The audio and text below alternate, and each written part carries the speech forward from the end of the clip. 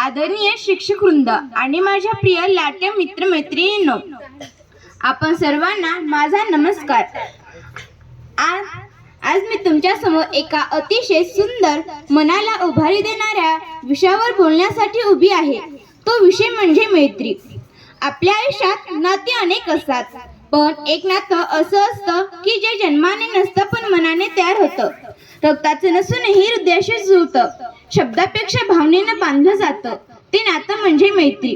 मैत्री म्हणजे काय तर मला असं वाटतं, एखादा असा माणूस की जो आपल्याला आनंद देता देता आपलं दुःख चोरून येतो, ज्याच्याशी बोललं की मन हलकं होतं, ज्याच्यासोबत खेळलं की वेळ कसा जातो हे कळतच नाही।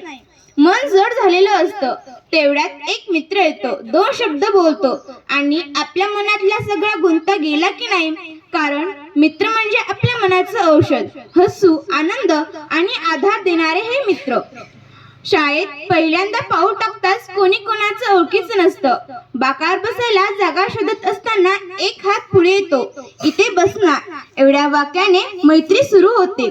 टिफिन मधलं पोहे कळल्यावर समजून सांगणं, अशा या छोट्या छोट्या क्षणांमधून मैत्रीचं मोठं आणि सुंदर जग तयार होतं। धन्यवाद।